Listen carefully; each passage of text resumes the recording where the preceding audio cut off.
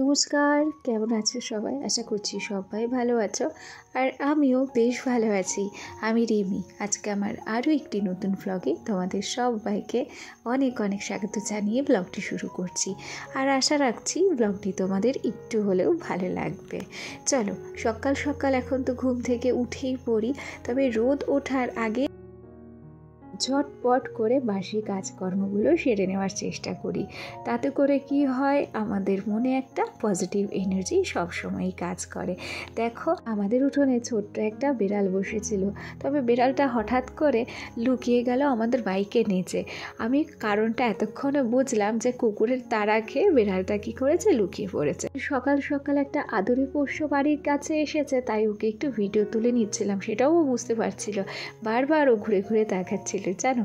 আর এই দেখো, আমের মুকুল, এটা না একদম আমার ঘরের থেকে নামতে, তার মানে বোঝো এখানে যখন আম ধরবে এই মুকুলগুলোতে, তখন তোমরা দেখতেই পাবে যে সম্পূর্ণ আমগুলো, থোকা থোকা আম হয় আমাদের কাছে, সেই থোকা থোকা আমগুলো একদম আমার ঘরের সামনে ঝুলছে।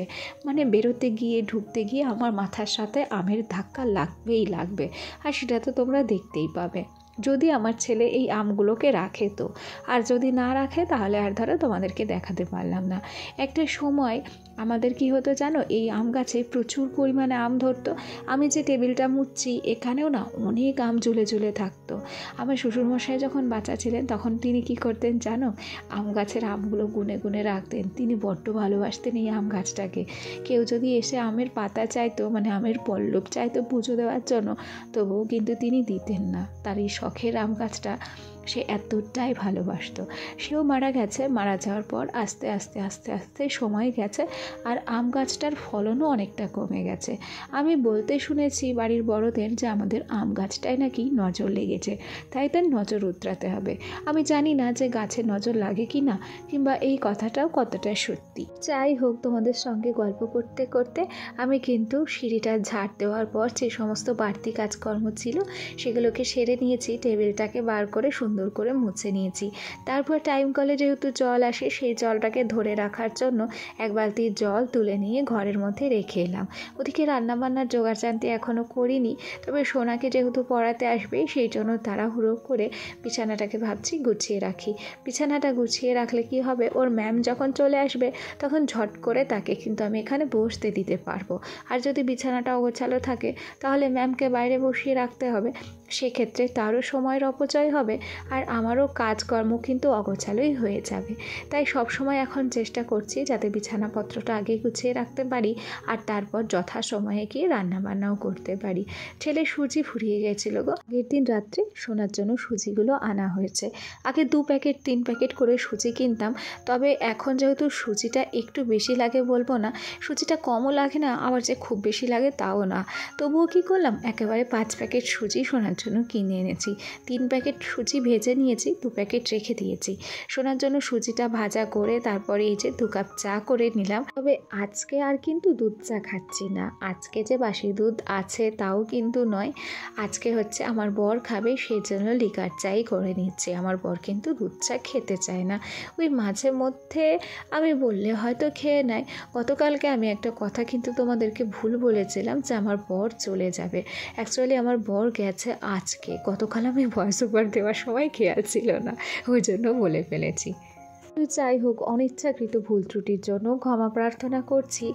দেখো, ভুল ত্রুটির কথা জানো, আমি যখন এর আগে লক্ষ্মীর ভাণ্ডার জমা দিয়েছিলাম তখন আমার ব্যাংকের বই আর আধার কার্ড কিন্তু ওই বাড়িতেই রেখে এসেছিলাম। আর আমি ভেবেছি যে আমি আধার কার্ড মনে হয় এ বাড়িতেই রেখে গেছি, আর আমার মনে হয় আধার কার্ডও হারিয়ে গেছে, ব্যাংকের বইও হারিয়ে গেছে। সেই ভাবনা চিন্তা থেকে কাজকর্ম বাদ দিয়ে আগে কি করেছি, শোকেস থেকে সমস্ত জামা কাপড়গুলো নামিয়ে, আমার বরের জামা কাপড় থেকে শুরু করে সমস্ত কিছু নামিয়ে ব্যাংকের বই আর আধার কার্ড খুঁজেছি। আধার কার্ড আর ব্যাংকের বই তো পাইনি, তবে একটা কাজের কাজ হয়েছে। কাজের মধ্যে দিয়েও আমার শোকেসটা খুব সুন্দর করে কিন্তু গোছানো হয়ে গেছে। ভারী সুন্দর করে শোকেসটাকে গুছিয়ে তারপর বাদবাকি কাজগুলো আমি কিন্তু করতে চলে এসেছি। থালা বাসনগুলো ধোয়া মাজার পর অফ ক্যামেরাতেই আমি কিন্তু আমার রান্নার জায়গাটা খুব সুন্দর করে পরিষ্কার করে নিয়েছি। গ্যাস বলো, গ্যাসের টেবিল বলো, আর তারপর হচ্ছে এই মশলাদানিগুলো সমস্ত কিছু আমি খুব ভালো করে পরিষ্কার পরিচ্ছন্ন করে তারপর সোজা চলে এলাম এই ঘরে। ম্যাডাম তো পড়িয়ে চলে গেছে, তারপরে আমাকে কিন্তু ওই বিছানাটাকে আবার করে গোছাতে হয়েছে। আর এবারে আমি আমার আলমারিটাকে হালকা করে ডাস্টিং করে নিচ্ছি। আসলে একজন খুব সাধারণ হাউসওয়াইফ হয়েও কিন্তু এই ঘরের কাজগুলো পরিপাটি করেই করতে হয়। আর একটা সংসার পরিপাটি রাখতে গেলে অক্লান্ত পরিশ্রম তো করতেই হয়, কেন কি অক্লান্ত পরিশ্রম ছাড়া কখনোই একটা সংসার কিন্তু সুন্দর করে গুছিয়ে গাছিয়ে রাখা যায় না। শুধু সংসার বলে নয়, যে কোনো কাজেই কিন্তু পরিশ্রম রয়েছে। পরিশ্রম ছাড়া কিন্তু কোনো কাজেই সফল হওয়া যায় না, তাই না? আর যাই বলো না কেন, পরিশ্রমই হচ্ছে সফলতার চাবিকাঠি। দেখো, আজকে যদি ঘরের পিছনে একটু শ্রম ব্যয় না করতাম তাহলে আমার এই ঘরটা কি সুন্দর হতো না তো। এই ঘরটা কিন্তু এইরকমই ময়লা থেকে যেত। আর মাটির ঘর যেহেতু খুব বেশি ময়লা হয়, তাই কিন্তু এর পেছনে সময়টাকেও কিন্তু আমাদের অনেক ব্যয় করতে হয়। আর একটা মাটির ঘর গুছিয়ে গাছিয়ে রাখা কিন্তু অনেক কষ্টকর, জানো তো। পাকা ঘরে নোংরা অতটা বোঝা যায় না, তবে মাটির ঘরে একটু কিন্তু মেঝের দিকে তাকানো যায় না। 1-2 ঘন্টা পর পরই কিন্তু মেঝে থেকে শুরু করে সমস্ত কিছু নোংরা হয়ে যায়, কেন কি ওই যে ধুলো বালি ময়লা কিন্তু জমতেই থাকে। এই তো দেখো না, মোটামুটি 6টার আগে ঘর ঝাড় দিয়েছি। এখন ঘড়ির কাঁটায় কটা বাজে? এখন ঘড়ির কাঁটায় 11টাও বাজেনি। তারপরেও কিন্তু আমি ঘরটা যখন ঝাড় দিয়েছি, এক গাদা ধুলোবালি ময়লা কিন্তু ঘরের ঝাঁটানির সঙ্গে বেরিয়েই গেছে। তাতে করে কি হয়েছে, আমার ঘরটা কিন্তু এখনও পর্যন্ত সুন্দরই লাগছে দেখতে। তবে আবার যখন বিকেলের আগে আগে তখন ঘরটা আবার নোংরা হয়ে যাবে। তখন যদি একবার ঘরটাকে ঝাড় দিতে পারি তাহলে ঘরটা কিন্তু আরও সুন্দর থাকতো। তবে মোটের উপরেও সম্ভব না যে একটা ঘরকে 3-4 বার করে ঝাড় দেওয়া। এই পর্যায়ে ঘরটাকে ঝাড় দিয়ে নিয়েছি। ভাবছিলাম স্নান করতে যাব, তবে ভাবলাম যে না, স্নান করার পর আর নতুন করে কোনো কাজে হাত দেব না। যতটুকু যা কাজকর্ম করব স্নানের আগেই করব। জল ওদিকে গরম করতে দেওয়া হয়ে গেছে। আর এই সুযোগে আমি কি করেছি, আমার খাটের পাশে যে তক্তাটা রয়েছে সেটাকেই কিন্তু ঝেড়ে মুছে সুন্দর করে পরিষ্কার করে নিয়েছি। আর তারপরেই দেখো তক্তাটা আমার কত সুন্দর লাগছে। সত্যি কথা বলতে কি, খাটের এই কোণাটা না আমার ভীষণ পছন্দ।